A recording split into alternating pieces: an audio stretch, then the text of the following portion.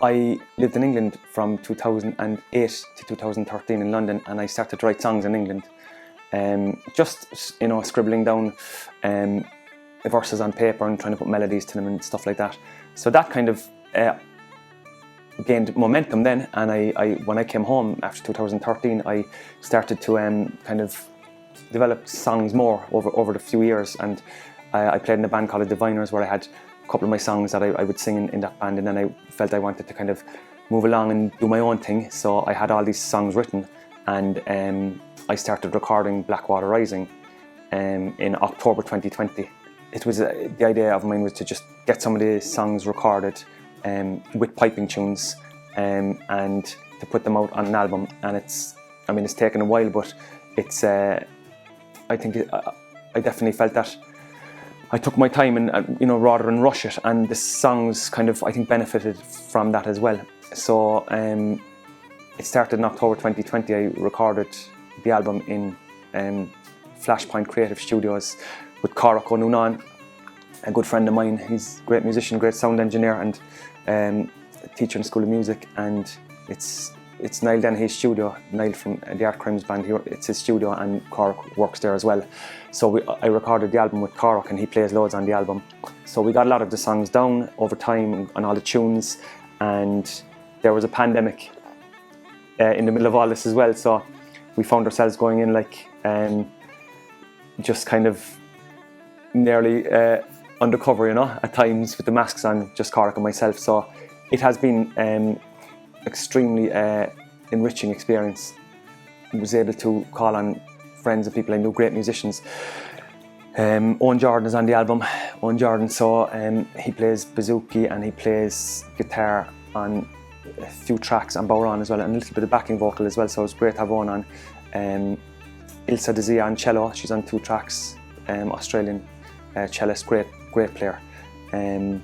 Also on the album is Corac's father, Joe O'Noonan, who plays fiddle. He plays a few polkas on the album with me, and Corac's brother Colm plays trumpet, so on one of the tracks on the Angels song. Also Tim O'Leary plays double bass on 2 tracks as well. So it was a pleasure to play with all these people, and just even to hear the sound building up, with the deep sounds of the cello with the trumpet over it and double bass. It was a real pleasure to work with all these great musicians, I did a few kind of rough demo versions in England and at home over the years of the Angel song. It's a very simple song, there's only a few chords in it, but I just did very, very simple kind of demos on a keyboard that I have at home. It wouldn't be great, but it's just good for these purposes, But I always imagined it to be on a bigger piano. I imagined a brass section maybe, or trumpets or something like that. So I was absolutely thrilled when I was able to get Corac's brother Colm to play the trumpet. He did a few trumpet lines, and we overdubbed them then to build up the sound, to make it more like a big brass section. It's almost like it feels like an Otis Redding kind of sound, which I was thrilled about. And it soars quite a lot with that and the cellos, and so yeah, I do think of the sound first really, and then I suppose the musician that would be, that can do it, He then asked me a question: when you perish on a cross, does your body... I felt that in the studio, there were some songs that really kind of, knew they were finished, and there was others, like Ripples is a song on the album, and that became a kind of a soundscape kind of a piece, Now it was very heavily based on the words and the lyrics, but and because there's a lot of verses and there's lots of words in it, and it was, it was kind of, it slowly builds. There had to be lots of sound around it, so it was like a case of overdubbing, doing some kind of, we did a fair bit of a field recording for that, and on 1 or 2 of the other songs as well. But it was to know when to stop on Ripples. It was a tricky one. Some of the others were you kind of knew where they were going, and you felt, yeah, that's where that should go, or there should be an outro on that.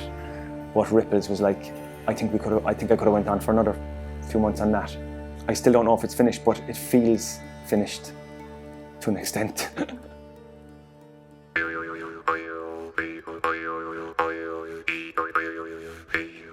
I use a jazz harp in the set of tunes, the Johnny O'Leary set of tunes, and it comes in at the very start, and it's kind of an interesting addition, I think, to the set of tunes.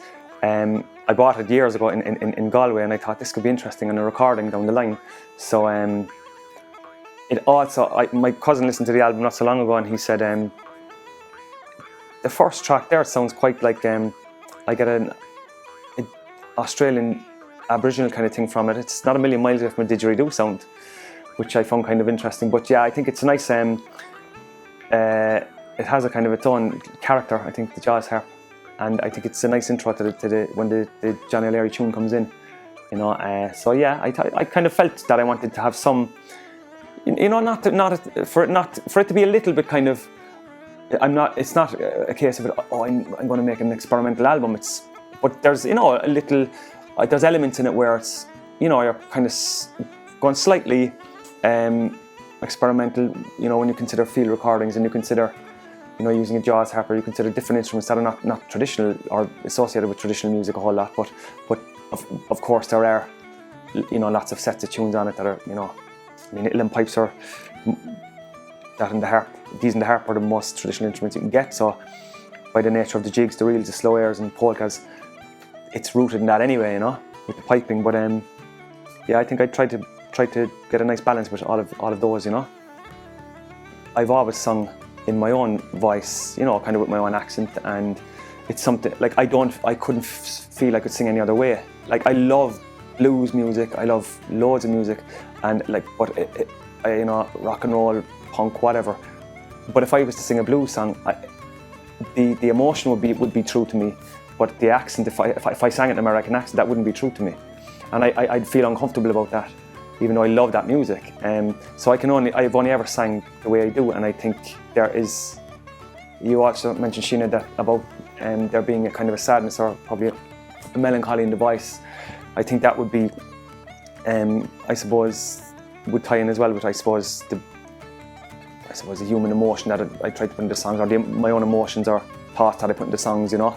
I suppose at the end of the day, someone is only really trying to articulate emotions, really, you know, through the lyrics. So that's what I always feel that, and that to me is, I only try and write honestly and truthfully, but you know, I try to make the words as, I suppose, evocative as I can, you know. Sometimes I suppose they can be quite simple, and they can be quite it doesn't have to be overdone really at times, but I do feel that there has to be emotion in the singing. It has to come from someplace real, and I think any musicians or singers that we listen to, you know, you'll get that straight away. I think if there's a, I suppose, a genuine, there's a realness there, you know. It's the only way I can describe it, you know.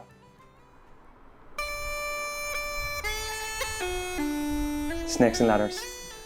That came from a lot of the images that I would get. I kind of would get them. They work for me in visual art as well as the lyrics. So that came from, do you know, the way, like, in a lot of housing estates, I suppose there are the accessibility of young people to buy very, very cheap horses.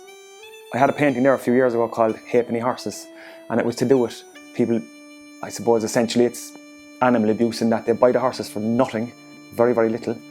But where this came from was that I saw a photograph in the Echo, I think it was a few years ago, and it was basically there was a horse that was just basically dragged from pillar to post around somewhere in one of the suburbs of Cork City, and they exhausted the horse, the youths, and the horse was basically found dead in the street, you know. So that's where the line comes from. Yes, they drilled the old horse right down into cement and sparked up the flames with a petrol soaked tents. That the petrol soaked tent was another horrific story about a poor man that was burnt alive in a tent in Cork a few years ago. That's where that comes from. So they are heavy. Some of the lyrics can be heavy, but then it can go from something like that straight into something light and carefree, maybe, you know. So I like the contrast between something really dark and really visceral to something that can be airy, light, and free, you know. But yeah, there's a fair bit of that in the songs, you know. Well, Johnny was bound for the old ship of fools on a wild night in Cork in 1502.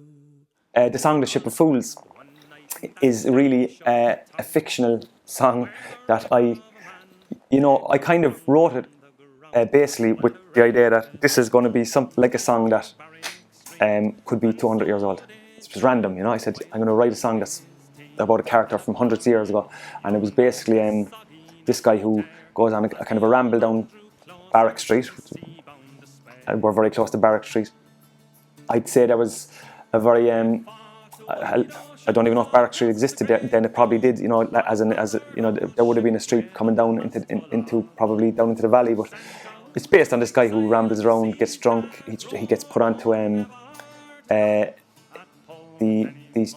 I suppose they were kind of prison ships essentially I suppose from the medieval times on, and I got the idea from, I suppose it was Hieronymus Bosch, the Ship of Fools painting that he did. There were ships, I suppose, that were people who would now, you know, be classed as having issues with depression and stuff like that, or issues with, you know, mental issues. You know, back in those days they would put people onto the ships and people or criminals or people who were like classed as not going with the status quo. They would put them on these ships and send them out of the towns onto the sea, and they wouldn't allow them back into the towns. So essentially they were on the water for eternity, and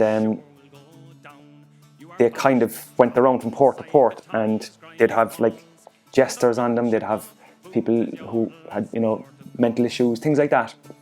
And the song is "The Ship of Fools," but there's a lot of literature about these ships anyway, and that song came from that. And it's about this guy being put onto the ship, and his last what he sees last, what he experiences last before he leaves Cork. So, but it's quite, I mean, that sounds all quite grim and stuff, but a lot of it's quite upbeat as well, and there's a bit of humour in the song. It's more a humour song than anything, to be honest. But it has, I suppose, grim elements to it as well. But I like singing it, and I've been singing that for a long time. You know. I think for me to kind of formulate ideas for creativity or for painting or for songs, I don't have to really be in any one place for that to happen. I could be walking down a street where I see something, something just catches my eye. I think most artists, you know, are watching things, and you know, most people, everyone watches things. But I think something like that, something that might be a little thing that I would see that's not, might be something that's slightly out of the ordinary. It could be something that's completely everyday. I could be sitting at home and words would come into my head. I might think of a phrase and I might write it down. I might come back to it 6 months later. Lots of writing gets put together, and I go back to it a lot. You know, could be a year later, and I redo stuff and I mix verses with other verses and I just see what happens. But it could be in bed at night. Lots of stuff comes into my head when I'm lying in bed at night. You know, just words can formulate then as well. Painting painting is kind of different in that sense, that you might get an initial idea, but it's kind of more of, I think it can be more of a kind of a prolonged kind of songwriting is prolonged as well as, but I think painting is prolonged in a different way, in that you can go back over it, rework something, and then you might think, you know, I don't know, is this working at all? It's but I have to be in different head zones for painting, I think, than I do for music, and they're quite enjoyable, but they can be long processes, you know. The music does influence the art, and the art, and vice versa, can influence the music as well. So I think that's they kind of can bounce off one another, you know. Not always, but sometimes they do, you know.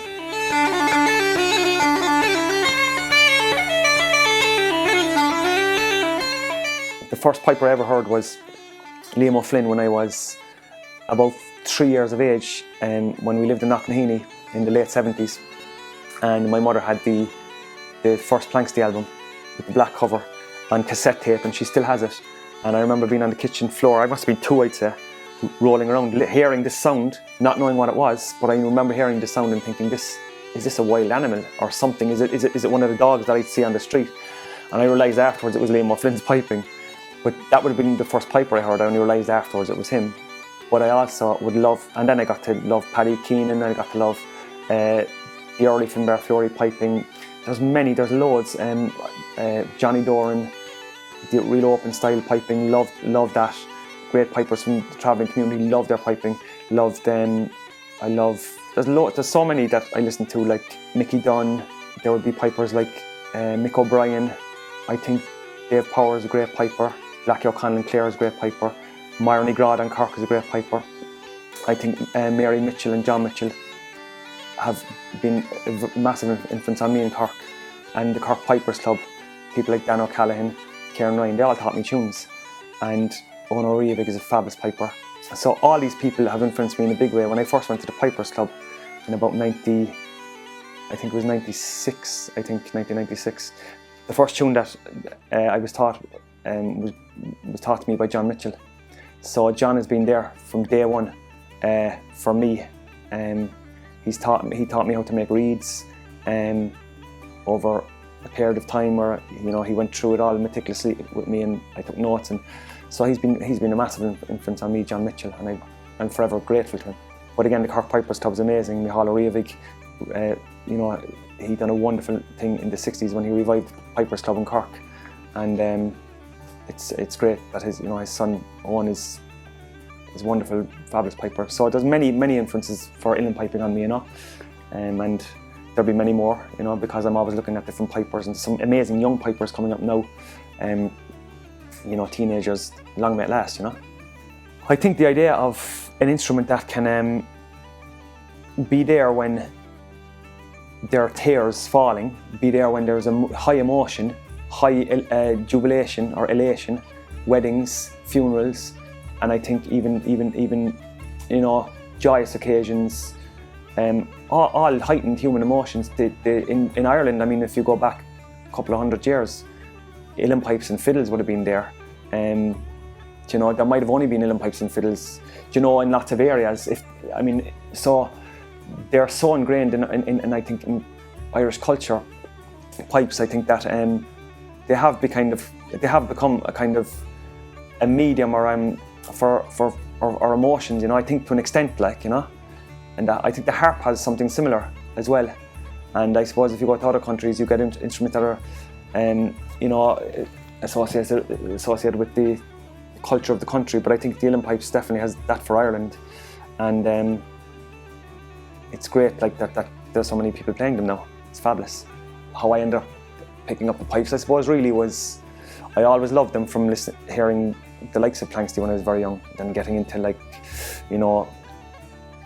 I suppose getting into the botty band in Dédan, and I know there's no pipes in Dédan, but traditional music. As I got more into my teenage years and older. So when I was about 17 or 18, 18, I was in the Crawford Art College, and I loved traditional music. I was going to festivals at that point anyway, and I started playing the bodhrán for a while when I was about 16 or 17, 18, and I was kind of at festivals, a lot. And then I bumped into John Mitchell and the late Pat Moynihan, who was secretary of the Pipers Club, the famous Moynihan family from Cork. So they introduced me to the Pipers Club, and it was just like one of those moments. It was like, that's what I'll play. I'll play the pipes. So that's what I did. And I knew though, I kind of knew when I went down for my first lesson in the Pipers Club in the Dyke Parade. They used to have the lessons on a Monday night, and I used to go down every Monday night, and John gave me my first lesson, John Mitchell, and I just knew from then on I would never give them up. That something just grabbed me. I was like, I love this instrument. I don't know how I'm going to get to play it, but it'll take me a while, but I persevered. Even though I'm playing 28 years, I still see them as very much a complex instrument, because they're so temperamental, and anyone will tell you that. Any changes in temperature or atmosphere in the pipes, it kind of affects the reed, so I'm constantly trying to keep them in tune. Half the battle is tuning them, really is. I mean, they're complex, I suppose, physically anyway. There's so much going on with them, with the chanter, in the melody, and then you have, of course, your drones and your regulator keys with your wrist. Even being able to do all that is not the full picture, it's about tuning them as well, and that's tricky. It is tricky, but every piper will do the best they can, and I think it's very important to have to do what you can with that, with tuning, and even making reeds is a very it's very important as well to do that, which is another story. So the painting on the cover of my album Blackwater Rising it's kind of the result of kind of working on 3 different ideas. First of all I had an image. It's a painting that I worked on an image first of all of it kind of was a tower with 3 birds kind of floating on almost like a kind of a life buoy thing, you know. And I was at that for a while and I said, this is not really working, you know. So I didn't go with that. And then I did a series of, I think it was 22 drawings or something, black and white or charcoal drawings, of snippets. When you asked me earlier whether the art or the music influences the art, it did very much so when I was trying to come up with an idea for the cover of the album, when I did these charcoal drawings, because I had taken some of the lyrics and I kind of took images from the lyrics and I tried to, you know, visualize them for the album cover. And then I went against that because I was thinking, I don't know, am I getting a little bit too literal, you know? So then eventually I ended up with this head with just the veins coming up through the neck, and they're all different colours and that could represent anything, you know. It could be emotion, it could be different veins or tributaries of a river, it could be anything. But it comes up onto this human head. So I thought less was more with the imagery for the album, so that's where that came from. And in relation to the title of the album, that came from driving out and back the Carrigrahan Road through, you know, January evenings and February evenings when it's dark, you know, coming home from work and stuff, and just the water looked black. It's as simple as that. The water looked black, and as we all know, it floods along there, you know, it being a floodplain. So I saw it rising a lot, going along that stretch of road. That's where it came from. It wasn't the river Blackwater, you know. So it was Blackwater, literally. If it was red, it might have been called Redwater Rising, you know. But that's where it came from. And I only realised afterwards that there's a Blind Lemon Jefferson song, and I think it's called Blackwater Blues, but I didn't know that. And that kind of interested me, you know. But I suppose, again, there was the ideas floating around, no pun intended, of things like 3 Feet High and Rising by Johnny Cash. I didn't think of that and say I'm going to call my album that. They were just floating around because I liked songs like that. Even London Calling by The Clash, I Live by the River, just all these songs with river imagery in them, you know. And us, you know, in Cork, living on a river, it's all part of us, like. So I think water being one of the elements, I think there's loads there, you know. You could go on about it, like, but yeah, that's where the name for the album came from. But even Blackwater Rising won't touch the blue sky.